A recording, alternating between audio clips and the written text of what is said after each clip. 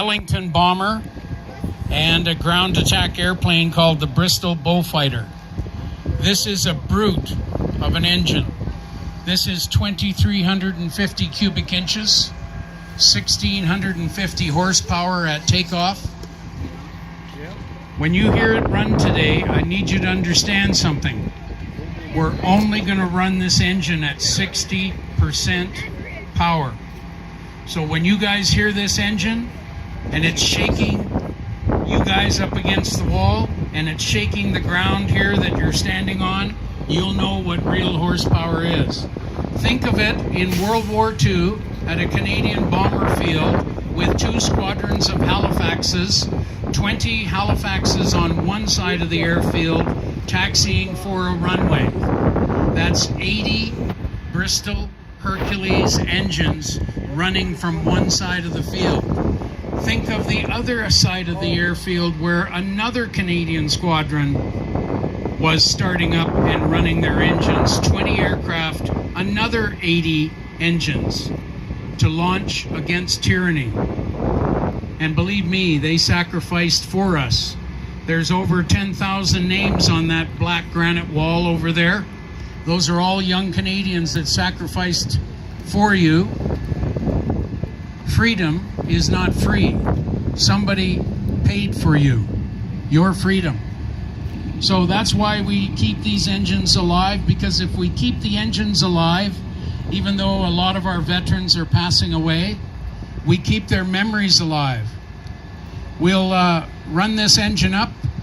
We run it up to about 300 degrees on cylinder head temp. That should be about 8-10 minutes.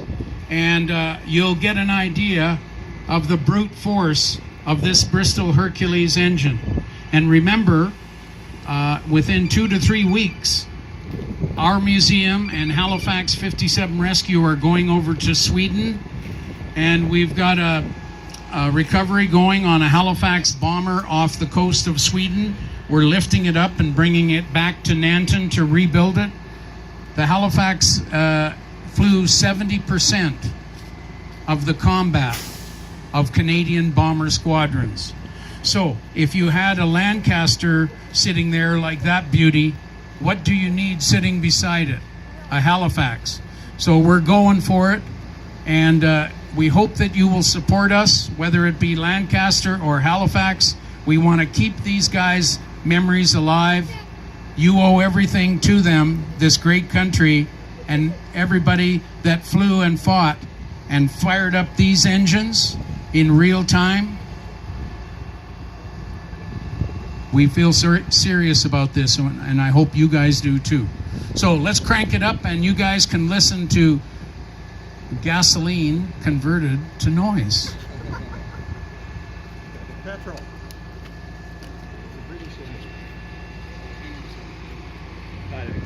And any of you kids, if you want, we've got ear protectors. We've got foam ear protectors here. Any of you, most of you older guys, your hearing is shot, so just forget about it. But for the kids, we've got ear protectors in the little cardboard box here, if you'd like to have some of those. Should probably move to box straight.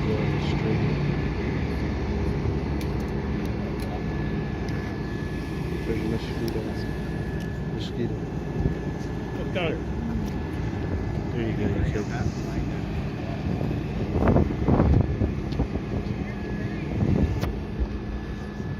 Okay, this is gonna be loud.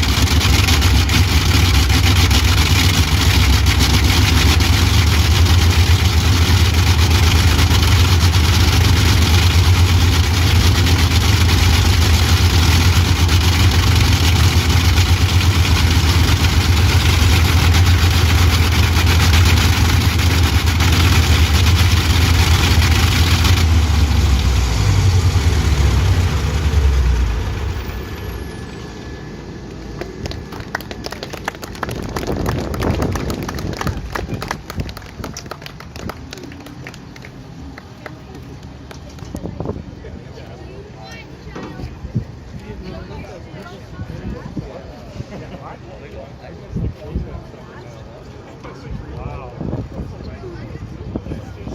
It's not quite a Merlin, but it's pretty good. Yeah. Do you like the smell?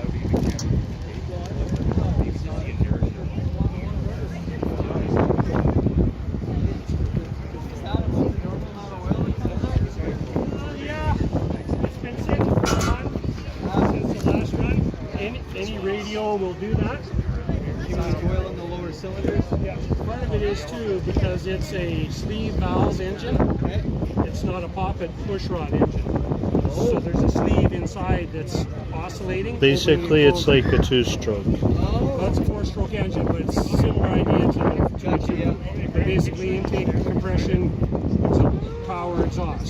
So it's still doing that, but because the tolerances aren't as tight as the V, it's designed to burn a gallon of oil an hour.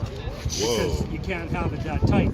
So it burns a gallon of fuel a minute. Because of the heat expansion? Is that Yeah, the issue? and just because you've got a piston going up and down inside a sleeve that's oscillating, that's going up and down So inside that a cylinder, when you say sleeve, that's the cylinder where the No, piston's I'll in? get you the thing. Oh, you got it, because everyone asks. The us- sleeve is, think of it like a pop can kind of thing, but with a hole cut in the side of it.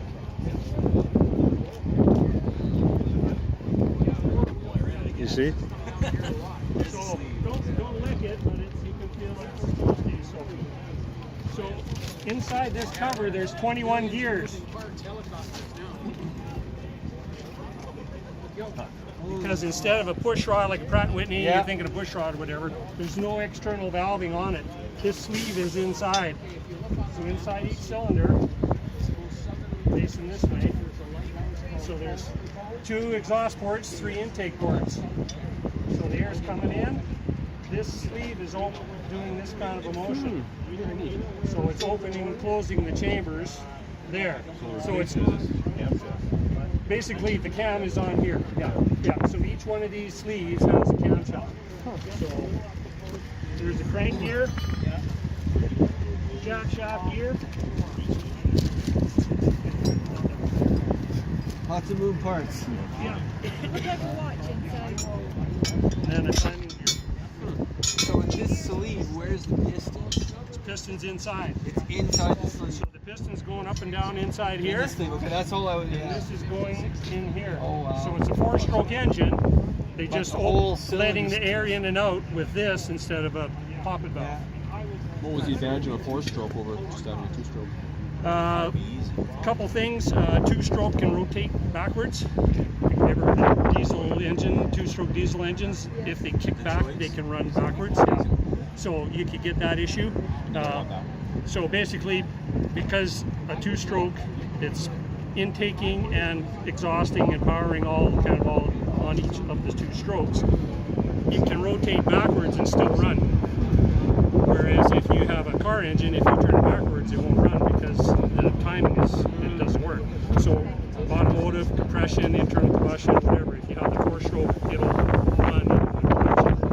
So I'm sure part of it was technology, thought process, just like I say, why did they go with an air-cooled engine? Why did they go with a liquid-cooled 12 engine? There's just different ways of doing it. You're probably not old enough, but VHS and beta videos, same thing. There's different ways of doing it, and so this was the way we did it.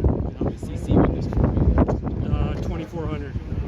So it's about 39 liters displacement. It does 1600 horsepower. Burns a gallon of fuel a minute. At cruise, 3 gallons a minute at takeoff. And it's also designed, you saw when it started, it's designed to burn a gallon of oil an hour. Part of it is because you have all that reciprocating motion, you can't have it as tight as a V engine. Like on a Merlin, you can have the rings tight, seal it all up tight, do all that kind of stuff. Because this is a different design, you've got to have a little more, you got to be designed to Not let it, eco-friendly. if you scrape it dry, you're going to heat up. And what keeps this from pulling forwards when you renovate?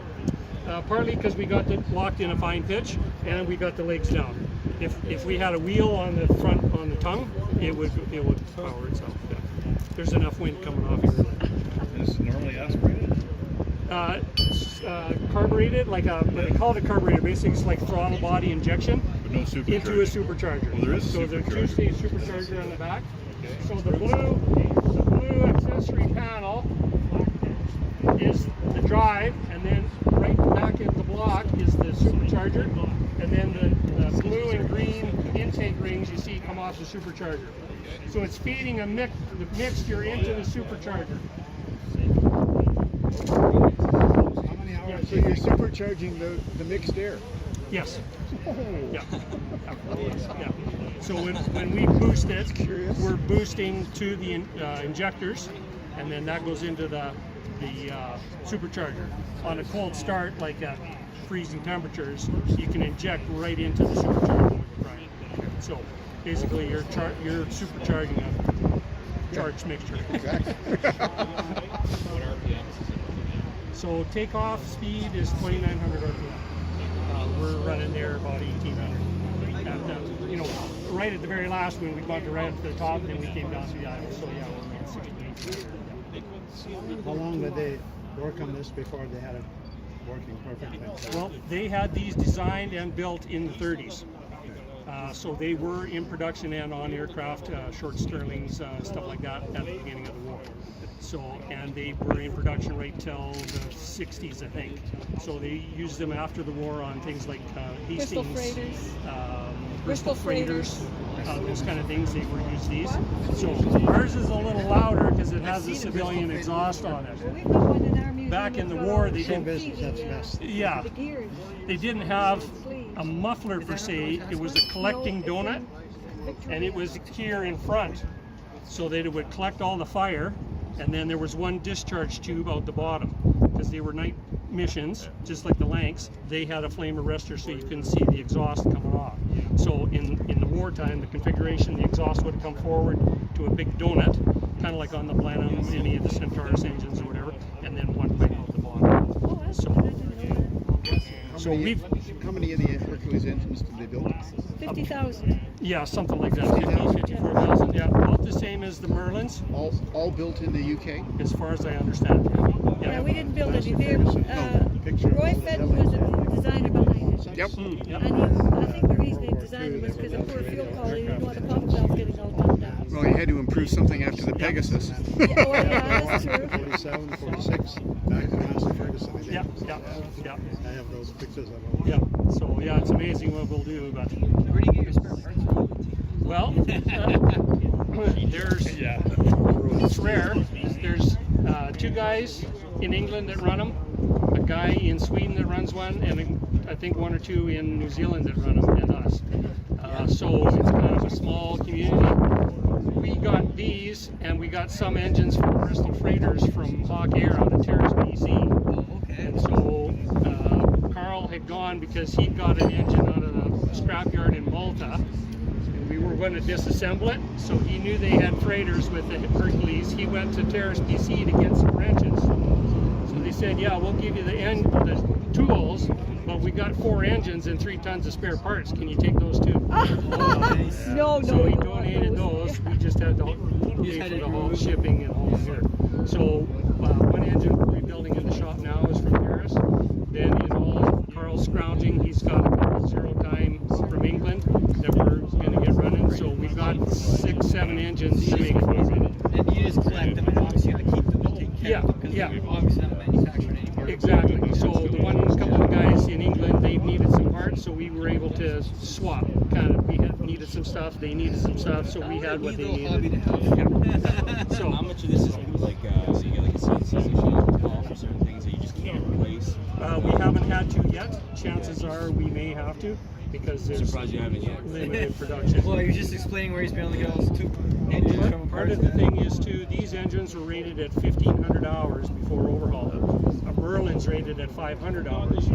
So, and then what you could do is you could go, yeah, that's the thing. So then you could go 5,000 over and another 1,500. So they were a long Why time. such slow mileage times engines. on those engines? On the Merlin? Why so slow? Or I'm not sure whether the engineers were just trying to cover themselves, or the the technology, or the metallurgy, or what all it was. I'm sure I'm sure they You might could. have a cooling system too. A lot of it, I'm sure, is the It's probably due to tighter tolerances. that too, and air, the aviation things. Whether the British decided that this was safe enough and durable enough that they weren't, where some of the Packards and the Rolls-Royce and some of those guys were a little more. When did they come into Engineering-wise. operation? Was during the war? Was it? Maybe These were before? actually in production before the war. In the 30s, they were designed and built. So they'd have Yeah. pre-war numbers. Yeah. So it's just like during the war, the pressure gets a little higher to Oh, that makes sense. Yeah, to crank go them from out. Yeah. 1,500 to 2,500. Yeah. We So, need that engine. Let's go. yeah. I guess apparently after the war, like we were talking about all the gears and stuff, they had the German engine engineers come over and look, and they said, yeah, we could have built something like that, but why would we bother? It's too crazy. They were on Lancasters too. Now they were not like successful on the Lancaster, were they? No, that's the thing. So the Lancaster started with Hercules Yeah. when they were the Manchesters and stuff. No, those were Vulture engines with two Kestrels. Yeah. And then they tried these, and then they went to the Merlins. The Halifaxes started with Merlins and came to the I know, Hercules. yeah. But I know a guy who was the second Dickie on the Nuremberg raid. That was 43, and he said there were 300 Lancs 2 made, and he said with the Hercules, Yeah. And he said that after he'd done his tour on the Lancs 2, they turfed all these Hercules engines on the Lancs. He said they're just shaken to pieces. Yeah. But the wind resistance must have been huge with these things on them. Yeah. Well, and we cut all the cowlings off so you Yes, can I see. know, yeah. But still, weight per horsepower. It's better. This is a little heavier than the Merlin. Merlin's a little more efficient. The streamlining and the covering, I'm not sure, how it worked or why it worked, but yeah, when they did the switch, the Lancs were definitely the heavy lifter. Yeah. The Halifaxes were more a multi-role. Yes. They did lots of sea mining. But they were and better with the Hercules than they were the Merlin, weren't they? They were, yeah. So it was a More good horsepower, transition. Yeah. I read somewhere that they added so much weight to the Halifax that the Merlins couldn't power them up, or they were losing altitude. So they put these in, they're much better. Right, and the operational, these were in the 18 max 20,000 Yes. feet, where the Merlins and the Lancs could go a little higher. Yeah. So it was a trade-off depending on what they were after. Yeah. So the Lancs were definitely the heavy lifter. The Halifax, they did troop drops, they did mining, they did bombing, they did a lot of things. Yeah. So it was a multi-purpose thing. So yeah. So It's fantastic to hear one run. good. Well.